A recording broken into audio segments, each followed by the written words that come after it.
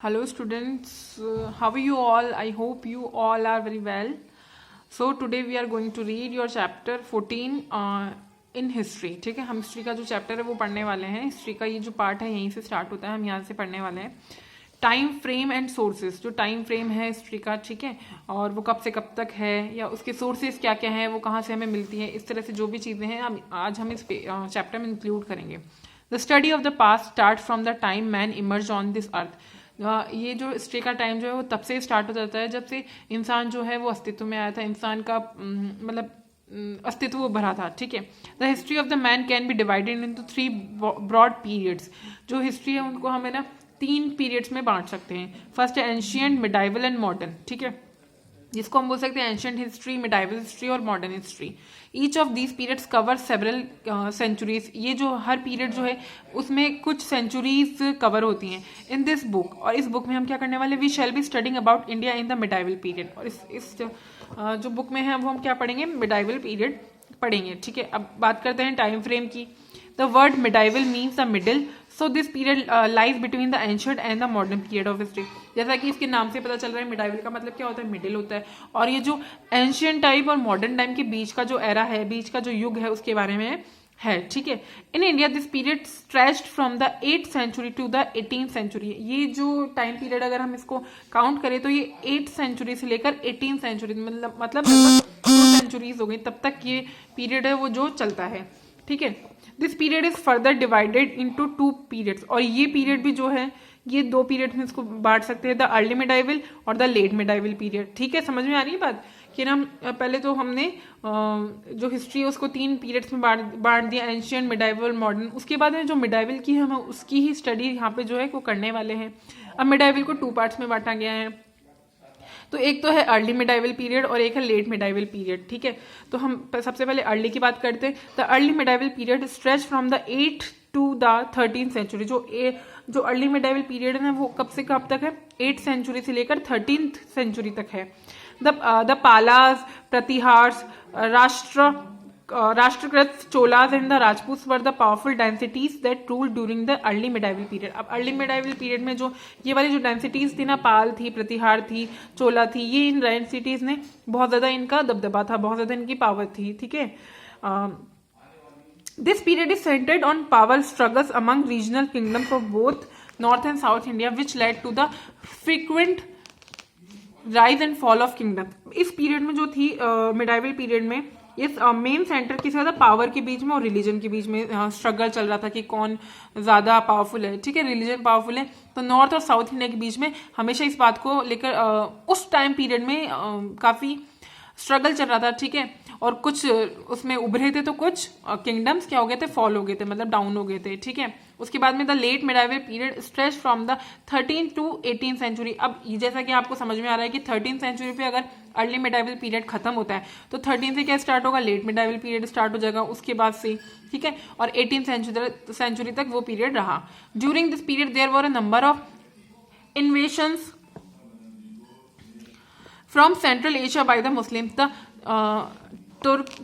तुर्कीज, the Afghan and the Mughals. अब इसमें क्या हुआ, इन्वेशंस का मतलब क्या होता है कि जो दूसरे एरिया के लोग जो हैं वो इंडिया में आकर क्या हो गए, उस इंडिया के एरिया को कैप्चर करने लगे. तो इस टाइम में ऐसा हुआ. ठीक है, सेंट्रल एशिया को कैप्चर कर लिया गया. किसके द्वारा, मुस्लिम्स ने कर लिया, तुर्कीज ने कर लिया, अफगानीज ने कर लिया और मुगल्स ने कर लिया. जैसे आपने मुगल के बारे में तो काफी कुछ पढ़ा होगा अपनी जो प्रीवियस क्लासेस थी. ठीक है, उनमें these invaders conquered large parts of India. और इन इन्वेडर से बाहरी लोगों ने आकर क्या किया, बहुत इंडिया का बहुत बड़ा पार्ट जो है वो जीत लिया. अंडर देयर रीजन, इनके एरिया में, रीजन का मतलब होता है एरिया, जो इनका रूलिंग एरिया था. The Islamic customs influence political, economical, social and cultural life in India. जो इस्लामिक कस्टम्स है ना वो इन्फ्लुएंस, उनसे इन्फ्लुएंस ही होकर पॉलिटिकल, इकोनॉमिकल, सोशल और कल्चरल जो कल्चर बना इंडिया का वो बन रहा था. ठीक है. Influence of geography, the physical features of a country like its mountains, rivers, forests, etc. influence its history. अब जो भी फिजिकल फीचर्स होते हैं ना, जैसे माउंटेन्स हो गए, रिवर हो गए, फॉरेस्ट हो गए, ठीक है, ये सब चीजें जो क्या होती है, हिस्ट्री को इन्फ्लुएंस करती हैं. ठीक है, हिस्ट्री के बारे में हमें काफी कुछ जानने को मिलता है इनके थ्रू भी कि उस टाइम क्या क्या चीजें चल रही थी, कैसा क्लाइमेट था, जो भी थी. The history of any country can not be understood without knowing it's geography. किसी भी हिस्ट्री को, किसी भी देश की हिस्ट्री को या किसी भी जगह की हिस्ट्री को अगर जानना है हमें, तो वो हमें उसकी ज्योग्राफी को समझना बहुत ज़रूरी है, ठीक है। तो कोई भी हिस्ट्री अगर हमें जानने की ज़रूरत है तो ज्योग्राफी के बिना वो पॉसिबल नहीं है। वहाँ की ज्योग्राफी कर, वहाँ भी जो ज्योग्राफिकल फीचर्स है ना, फिजिकल फीचर्स है, उनको जाने बिना हम उसको नहीं जान सकते पूरी तरह। India is broadly divided into 5 geographical division.